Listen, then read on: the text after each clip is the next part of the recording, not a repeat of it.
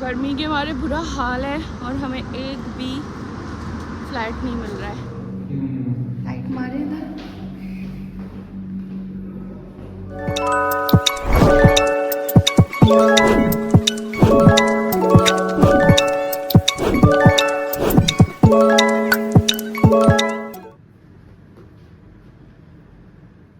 अस्सलाम वालेकुम, welcome to तानीज़ world. मैं खैरियत से उम्मीद करती हूँ कि आप सब भी खैरियत से होंगे। तो आज की शुरुआत हो रही है बहुत इन्फॉर्मेटिव वीडियो से। आई एम श्योर कि आपके ये बहुत काम आने वाली है, तो पूरा देखिएगा। लाइक, सब्सक्राइब, शेयर करना मत भूलिएगा और घंटी पे बटन भी दबा दिएगा। तो अक्सर मुझसे पूछा जाता था कि भाई आप यहाँ हमेशा से रहती हैं यूएई में, तो प्लीज़ वहाँ का कॉस्ट ऑफ लिविंग, वहाँ किस तरह फ्लैट्स के रेंट हैं, वीज़ा प्रोसेस क्या है, ये सब आप बताएं ताकि लोगों की मदद हो जाए। तो मैंने सोचा कि क्यों ना आज एक वीडियो बना दी जाए ताकि आप लोग अगर यहाँ आने का सोच रहे हैं तो आपके माइंड में ये सब चीज़ें ज़रूर हों।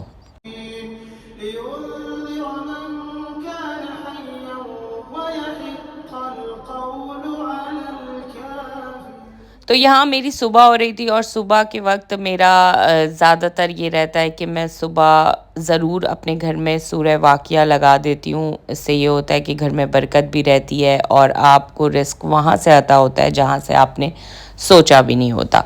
तो खैर, हम बात कर रहे थे कि cost of living of UAE.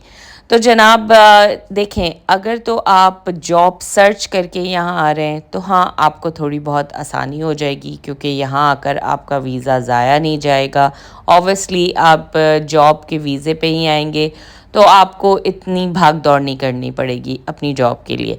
And secondly, कुछ लोग जो होते हैं, आई मीन कुछ कंपनीज़ जो होती हैं वो आपको जॉब के साथ एकोमोडेशन भी दे रही होती हैं, तो उस लिहाज से कि भी आपकी काफ़ी आसानी हो जाएगी। वरना यहाँ फ्लैट ढूंढना थोड़ा सा मुश्किल हो जाता है। जाहिर सी बात है, आप जब विज़िट पे आएँ आपको जॉब मिल जाएगी, फिर आप फ्लैट ढूंढना शुरू करेंगे तो उसमें काफ़ी टाइम लग जाएगा।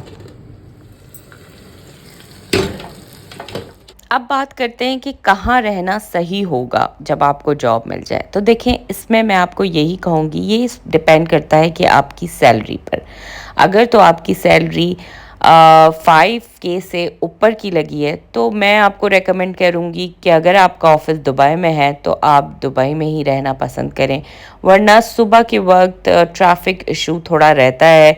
आई मीन ट्रैफिक काफ़ी हैवी होती है, तो उसमें ऑफिस से शारजा अप एंड डाउन करना काफ़ी मुश्किल हो जाता है।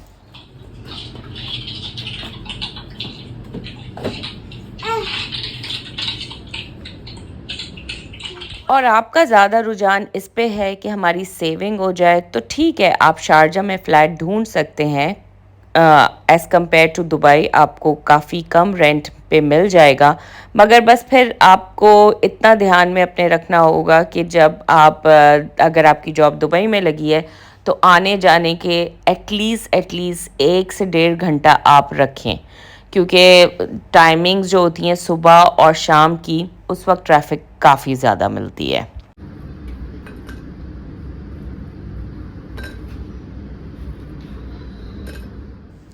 अब बात करते हैं जॉब सर्चिंग पे। देखें, अगर तो आप विज़िट वीज़ा पे यहाँ आएँ और आपको ऐसा लगता है कि हाँ, आपके पास डिग्री है और आपको जॉब आसानी से मिल जाएगी। देखिए, इसमें मैं कई हद तक कहती हूँ कि आपका लक भी होना चाहिए। एक तो लक का होना ज़रूरी है, दूसरा ये कि कभी-कभी तो वाक़ई किसी की आते ही जॉब लग जाती है और कभी टाइम भी लग जाता है। ज़ाहिर-सी बात है, जिस तरह दुबई बूम पे जा रहा है माशाल्लाह, उस तरह यहाँ लोगों का रुझान भी हो रहा है। मतलब ज़्यादातर लोग आना दुबई पसंद करते हैं। एक तो इस लिहाज से भी कि यहाँ से पाकिस्तान जाना या इंडिया जाना इतना मुश्किल नहीं होता, इतनी दूर नहीं है। तो लोग ज़्यादा पसंद करते हैं कि दुबई में आकर स्टे करें। बहुत बुरा हाल है गर्मी के मारे और अभी तक फ्लाइट नहीं मिला। लग रहा है रात हो जाएगी। शांति का भी बुरा हाल है, ये देखें, बेचारी इधर से उधर परेशान फिर रही है। अच्छा, अब आप सोच रहे होंगे कि मैं यहाँ फ्लैट क्यों ढूंढ रही हूँ। तो भाई, मेरे घर का रेंट कुछ ज़्यादा बढ़ गया है। एकदम से 10K इंक्रीज़ हो गया, तो ऑब्वियसली मैंने सोचा कि अब हम फ्लैट चेंज कर लें। और आजकल अगर मैं आजकल की बात करूं तो येस, यूएई के जो रेंट्स हैं वो थोड़े बढ़ चुके हैं। तो अपने माइंड में ये ज़रा बात ध्यान से रखिएगा, क्योंकि ऑब्वियसली देखिए वो एक कोविड का दौर था, उसमें रेंट्स गिरे थे। अब तो माशाल्लाह चीज़ें बहुत स्मूथ हो गई हैं, तो दोबारा से हर चीज़ वैसे ही हो गई जैसे पुरानी थी। तो इस वक्त मैं भी घर की सर्च में बाहर निकली थी, गर्मी इस वक्त बहुत है, तो हाल से बेहाल हो गए थे हम, और हर जगह फ़्लैट ढूंढ रहे हैं कि हमें मिल जाए, क्योंकि एंड ऑफ मंथ इसका कॉन्ट्रैक्ट पूरा हो रहा है और मुझे हर हालत में घर चेंज करना है।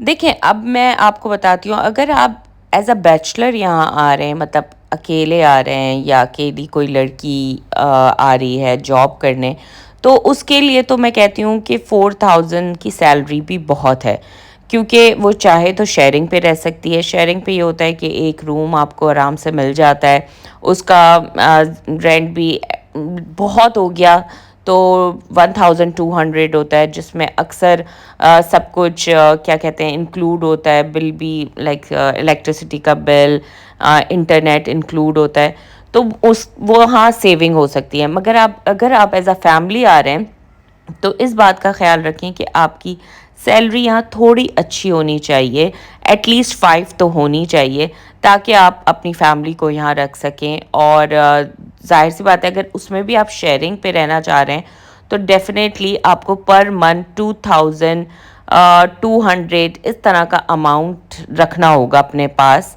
ताकि आप अपनी फैमिली के साथ सरवाइव कर सकें।